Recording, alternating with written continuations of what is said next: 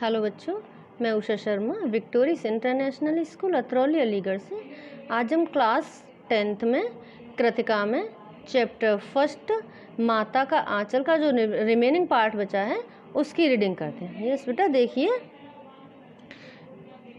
Yes starting से देखिए बेटा, देखिए। इसी पर एक बार बूढ़े वर ने हम लोगों को बड़ी दूर तक खदेड़ कर ढेलों से मारा था, यानी मिट्टी के जो छोटे छोटे ढेल थे उनसे मारा था। उस खसूट खब्बीस की सूरत आज तक हमें याद है। न जाने किस ससुर ने वैसा जमाई ढूंढ निकाला था। वैसा घोड़मुहा आदमी हमने कभी नहीं देखा।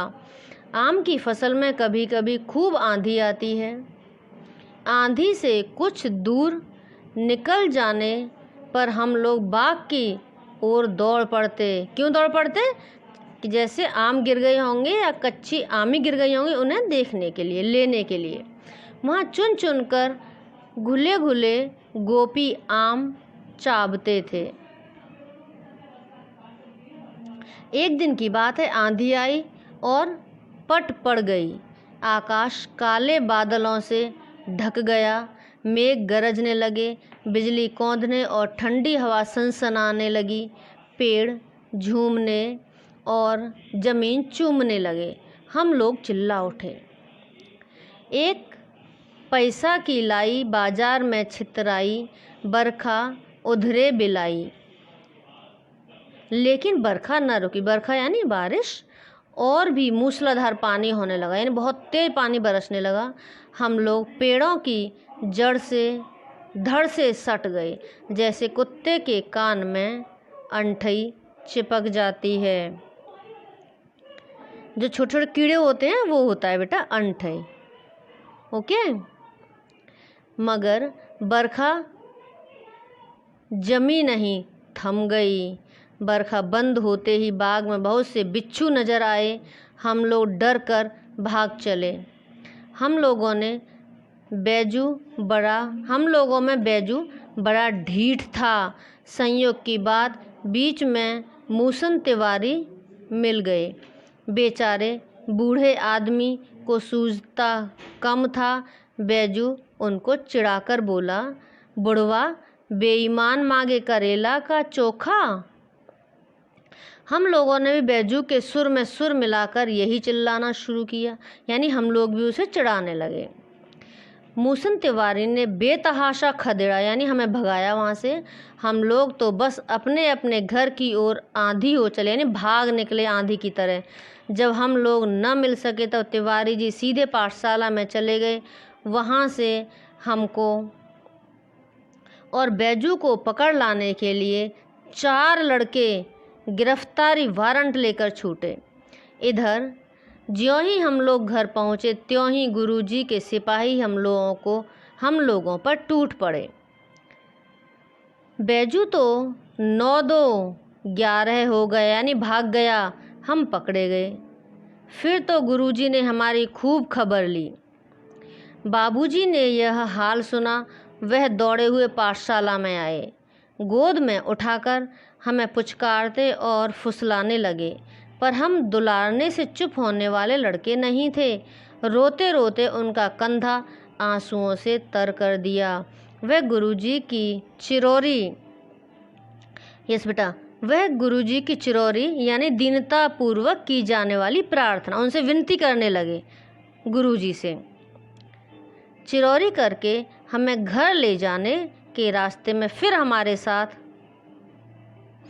घर ले चले। रास्ते में फिर हमारे साथी लड़कों का झुंड मिला। वे जोर से नाचने और गाते थे। यस, क्या गा रहे थे? माई पकाई गरर गरर पुआ, हम खाएब पुआ ना खेलब जुआ। यस, फिर क्या था? हमारा रोना धोना भूल गया। हम हट करके बाबूजी की गोद से उतर पड़े और लड़कों की मंडली में मिलकर लगे भी तान सुर अलाप ने, जो लड़के गा रहे थे वो हम भी गाने लगे। तब तक सब लड़के सामने वाले मकई के खेत में दौड़ पड़े। उसमें चिड़ियों का झुंड चल रहा था। वे दौड़ दौड़ कर उन्हें पकड़ने लगे, पर एक भी हाथ न आई।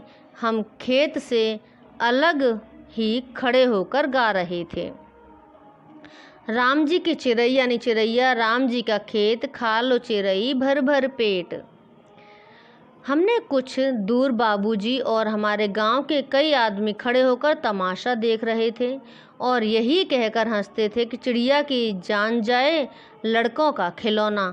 सचमुच लड़के और बंदर पराई पीर नहीं समझते। पीर यानी दर्द। एक टीले पर जाकर हम लोग चूहों के बिल से पानी उलीचने लगे।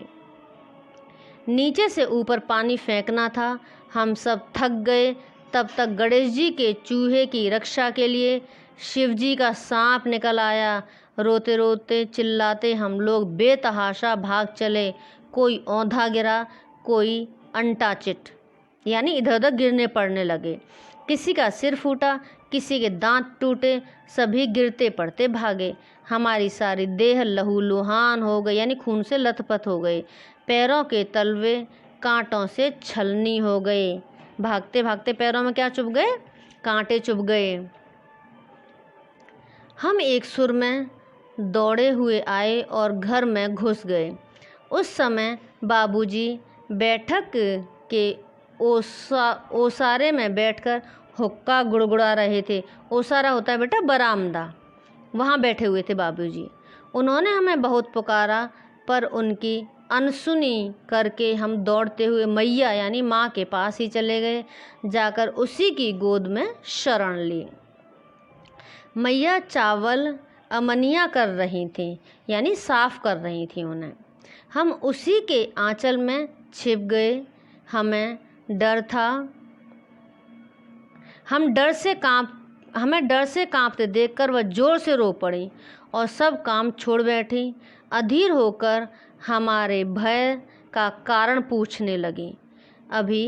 कभी हमें अंग भर कर दबाती और कभी हमारे अंगों को अपने आंचल से पोंछकर हमें चूम लेती यानी प्यार करने लगी। बड़े संकट में पड़ गई। झटपट हल्दी पीसकर हमारे घावों पर थोपी गई। घर में कोहराम मच गया। हम केवल धीमे सुर से सा कहते हुए मैया के आंचल में लुके चले जाते थे यानी छुपे जा रहे थे। सारा शरीर थर थर काँप रहा था। रोंगटे खड़े हो गए थे। हम आंखें खोलना चाहते थे, पर वे खुलती न थीं। हमारे कांपते हुए होठों को मैया बार बार निहार कर रोती और बड़े लाड से हमें गले लगा लेती। इसी समय बाबूजी दौड़े आए। आकर झट हमें मैया की गोद से अपनी गोद में लेने लगे, पर हमने मैया के आंचल की प्रेम और शांति के चंदोवे की छाया न छोड़ी। यस बेटा, तो आपका चैप्टर कंप्लीट हुआ। क्या बताया इसमें कि जब भी छोटी मोटी मुसीबत आती हैं हमें, तो हम कहाँ भागते हैं? अपनी माँ की गोदी में छुप जाते हैं। पर जब बड़ी सी मुसीबत आ जाती है, जब माँ उसे नहीं संभाल पाती, उस मुसीबत से मैं नहीं निकाल पाती है, तब हम कहाँ जाते हैं? तब पिता की गोद में जाते हैं।